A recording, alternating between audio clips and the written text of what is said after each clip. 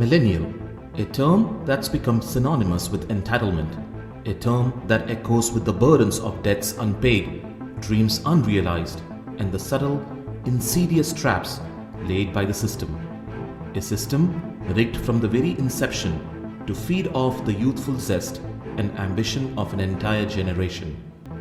The millennial generation, also known as Generation Y, is the generation born between 1981 and 1996. They are the largest generation in the United States and also the poorest. We've all heard the statistics. More millennials live with their parents than with roommates. They are delaying partner marrying or house buying or having kids for longer than any previous generation. And according to the previous generations, these problems are all their fault. They got the wrong degrees. They spend money they don't have on things they don't need. They still haven't learned to code. They killed cereal and departmental stores and golf and napkins and lunch. They support useless causes like climate change or wokeism. Mention millennial to anyone over 40 and the other word, entitlement, will come back at you within seconds. There are many theories about the reasons why this is the case and how unlucky this generation is. Generalizations about millennials, like those about any other defined group of 73 million people, fall apart under the slightest scrutiny. Contrary to the cliche, the vast majority of millennials did not go to the college, do not work in baristas, and did not lean on their parents for help. Every stereotype of this generation applies only to the tiniest and the richest sliver of young people, and the circumstances they live in are more dire than most people realize. The real truth is about a system that has been designed to keep this and all the younger generations sedated, drugged, confused, and financially illiterate, to keep them under debt and pushing them to spend the money they don't have. It's a system that creates a world where salaries have stagnated and entire sectors have cratered. At the same time, the cost of every prerequisite of a secure existence, be it education, housing, and healthcare, has inflated into the stratosphere. From job security to the social safety net, all the structures that insulate us from ruin are eroding, and the opportunities leading to the middle class life, the ones that boomers lucked into, are being lifted out of their reach. And add it all up, and it's no surprise that millennials are the first generation in modern history to end up poorer than their parents, and the system is designed to keep them trapped in this web. Let's start with some statistics. Millennials have taken 300% more student debt than their parents. They are half as likely to own a house than their parents. 1 in every 5 millennials today is living in poverty. Based on the current trends, 75% of millennials won't be able to retire until they are 75 years old or older. There is no doubt, looking at these, that there is an organized system that is created to trap you. Understanding the system is essential to beating it. Let's understand the system. There are 4 different components of this that are designed to trap you. These are, first, consumerism and its discontents. Second, the debt addiction. Third, jobs and wages. And fourth, general distractions. Let's go over each of these and understand them better. Consumerism and its discontents. The negative effect of consumerism are called consumerism's discontents. It is a term coined by psychologist Erich Fromm to describe the psychological and social problems that can arise from a society that is focused on consumption. Compared to Americans in 1957, today we own twice as many cars per person, eat out twice as often, and enjoy endless other commodities that weren't around then, like big screen TVs, microwave ovens, SUVs, and handheld wireless devices, just to name a few. But are we any happier? Certainly, happiness is difficult to pin down, let alone measure. But a recent literature review suggests that we are no more content than we were then. In fact, maybe less so. The excessive consumerism is a result of deep-rooted insecurities Though this can be found in any generation, there are a few reasons why millennials are more susceptible to consumerism's discontents. The recession, which began in 2008, had a significant impact on millennials' financial security. Many millennials lost their jobs or had their wages cut during this recession, which made it difficult for them to save money or build wealth. This may have led some millennials to turn to materialism as a way to cope with financial insecurity and anxiety. Social media. Social media platforms like Instagram and Facebook often bombard users with images of people living seemingly perfect lives, which can make millennials feel like they need to have the latest and the greatest possessions in order to keep up. Marketing. Marketers often target millennials with messages that suggest that they need to buy certain products or services in order to be happy or successful. This can lead millennials to believe that they need to consume more in order to be happy. Delayed adulthood. Millennials are delaying major life milestones like getting married, buying a home, or even having children. This is because of factors like the rising cost of living, student loan debt, and the uncertainty of a job market. As a result, the research shows that millennials are spending more money on experiences and possessions in order to fill the void left by these delayed milestones. The problem with excessive consumption or possession isn't that it is bad, but the problem is it's never ending and leads one to the spiral spending cycle where you are made to believe that your happiness is dependent on you buying that expensive gadget, that expensive car, or just plainly branded clothing. Profound marketing campaigns by companies and many times the celebrity social media frenzy broadcasts the fake happiness of people projected to be happy with these materialistic things, which pushes the consumers to buy more to fill the void in their lives. The ease of buying with access to credit cards and lack of emotional and psychological education makes it easy to buy stuff and spend the money you don't have, giving you this illusion that owning that thing will make you happy, though the reality is that it will lead you feeling more void of it, and now even more broke. The debt addiction. Americans are in debt by a combined $17.69 trillion, with that financial burden weighing especially heavy on older millennials, the new government data shows. People ages 30 to 38 account for nearly $4 trillion of total household debt in the US. For millennials, that's a 27% increase in debt compared to 2019, a steeper hike than any other generation. It all starts at the time when you are in school. You get the first taste of debt even before you have earned your first dollar. It's your student debt, and we are in a crisis of $1.6 trillion for this in the US alone. And there is some history to be understood here. The National Student Loan Program, launched in 1958 as part of the National Defense Education Act, provided low-cost federal loans largely for students studying science, math, and foreign languages, a direct response to the Russian Sputnik launch amid the ongoing Cold War. Seeking to expand educational opportunity further, the Higher Education Act of 1965 introduced the Federal Family Education Loan Program, FFELP. Loans issued through private lenders with the backing of government assurance in cases of default.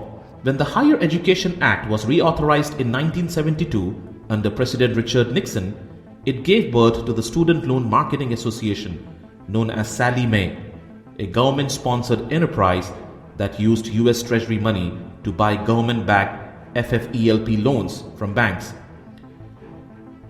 Thanks to taxpayers' money flowing through Sallie Mae, banks were earning higher rates of return on their student loans. This new system gave banks the incentive and the ability to make as many student loans as possible. Along the way, Sallie Mae became widely profitable. Its assets grew from $1.6 billion in 1979 to $28.6 billion in 1988. During the 1990s, two major federal initiatives spurred student borrowing, which rose from $16.4 billion to $37.5 billion over that decade. The 1992 reauthorization of the Higher Education Act enabled Congress to broaden eligibility for subsidized federal student loans, increase annual loan limits, and form a new subsidized student loan program available to anyone, regardless of income. The availability of loans spurred universities to raise tuition, and the cycle continued. This rigged system made the banks more money, made the universities more money, but just got you under the web of a student loan debt. 40 million borrowers will resume or begin repaying loans this fall, and the implications for the economy could be severe, as up to $70 billion annually in consumer spending would disappear. Another reason for debt addiction is how easy it is to get it. With excessive consumerism, as discussed earlier, one of the main reasons for this is easier access to the credit cards and hence the credit card debt. When individuals use their credit cards to purchase items or services that are beyond their means, they end up accumulating debt that they may struggle to pay off later. Taking cash advances on credit cards, for example. Cash advances allow credit card users to withdraw cash from their credit card accounts. However, this convenience comes at a cost. Cash advances typically have higher interest rates and fees compared to regular credit card purchases and can quickly accumulate debt if not paid off promptly. Another example is making only a minimum payment on the balance. Credit card companies usually require a minimum payment each month. While making this minimum payment may help avoid late fees and penalties, it can also lead to a cycle of debt. By only paying the minimum, the remaining balance continues to accrue interest, making it harder to pay off the debt in the long run. In addition to these, the higher inflation environment is forcing millennials to borrow more on credit cards, barely trying to make ends meet. All these have resulted in a record credit card debt of over $1 trillion. Well, housing is also a major reason why we get trapped in a 30-year mortgage when you buy a house. But we can make a separate video on housing, so we will keep it short and park that for later. Jobs and wages. For decades, most of the job growth in America has been in low-wage, low-skilled, temporary and short-term jobs. The United States simply produces fewer and fewer of the kinds of jobs our parents had. However, there has been a new paradigm takeover by the corporate America. Private equity firms and commercial banks took corporations off the market, laid off or outsourced workers, then sold the businesses back to investors. In the 1980s alone, a quarter of the companies in the Fortune 500 were restructured. Companies were no longer single entities with responsibilities to their workers, retirees, or communities. Businesses applied the same chop shop logic to their own operations. Executives came to see themselves as first and foremost in the shareholder-pleasing game. Higher staff salaries became luxurious to be slashed. Unions, the great negotiators of wages and benefits and the guarantors of severance pay, became enemy combatants. And eventually, employees themselves became liabilities. Corporations decided that the fastest way to a higher stock price was hiring part-time workers, lowering wages, and turning their existing employees into contractors. 30 years ago, you could walk into any hotel in America and everyone in the building, from the cleaners to the security guards to the bartenders, were a direct hire, each worker on the same pay scale and enjoying the same benefits as everyone else. Today, they're almost all indirect hires, employees of random, anonymous contracting companies. In 2015, the Government Accountability Office estimated that 40% of American workers were employed under some sort of contingent arrangement like this, from barbers to midwives to nuclear waste inspectors to symphony cellists. Since the downturn, the industry has had added the most jobs in not tech or retail or nursing. It is temporary health services, all the small, no-brand contractors who recruit workers and rent them out to bigger companies. This transformation is affecting the entire economy, but millennials are on its front lines. While previous generations were able to amass years of solid experience and income in the old economy, many of us millennials will spend our entire working lives intermittently employed by one vendor company or another. Distractions. Millennials are often seen as easily distracted, and there is some truth to this. They grew up in a world where technology was constantly evolving and new forms of entertainment were always emerging. This has led to a generation of people who are used to being bombarded with information and stimuli. In a highly divisive and politicized world where there are extreme right-wing and left-wing ideas, social media makes it easy to get into debates where taking sides and calling other opinions wrong is celebrated. Sports, movies, unnecessary videos, and reels keep you engaged on things that have little relevance to your own life, sucking up your energy in a non-productive way and takes time away from serious problems like your health, financial situation, etc. All this is done while providing no financial education either at the school or college levels. The bombardment of wrong information on various platforms doesn't help. And then there is this constant distraction of get-rich-quick schemes and scams or your meme coins. This is how the system is rigged and keeps you trapped at all times by making you live far beyond your means, by telling you that you need more materialistic things to buy even if you have jacked up all your credit cards, by putting you in debt from the start of your life and ensuring you never leave this trap, by keeping you insecure and unproductive in jobs while constantly keeping you distracted so you don't pay attention to your own doom. But wait, you can fight it. You can beat this system. Your weapon in freeing yourself from this trap is getting financially educated, understanding the downside of debt, taking the time to think about why you are buying something and whether you really need it or just want it. There is a huge difference between the two.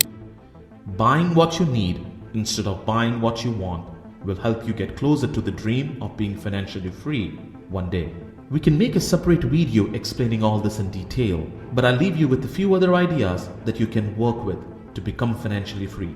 For example, instead of buying new things, try to repair or reuse what you already have. Instead of buying materialistic possessions, focus on experiences that will create memories that last a lifetime. Create a budget. This will help you track your income and expenses so that you can see where your money is going. Pay off all your debt, but start with paying off your high interest debt first. This will save you money in the long run. If you can afford to, make extra payments on your debt to pay it off faster. Cut back on unnecessary expenses. This will free up money that you can then put towards paying off your debt. These are the steps you can take today to start coming out of this trap. Given the schools are of no help, financial education starts at home. Parenting can play a big role in making your kids financially educated. Frugal living, smart investing in long-term low-risk assets, solving problems that can transform lives, entrepreneurship, etc. are all ways to get started on this journey today. It's your life. You can spend it by getting distracted, getting trapped in debt, and in a life of uncertainty and grief. You can waste your life on social media, political debates, movies, and other forms of distractions. Or you can spend this time in teaching yourself how to become financially free and beat the system. Remember, as millennials, we are in a constant state of battle against this rigged system. It will never sleep. It will never stop. And we can defeat it.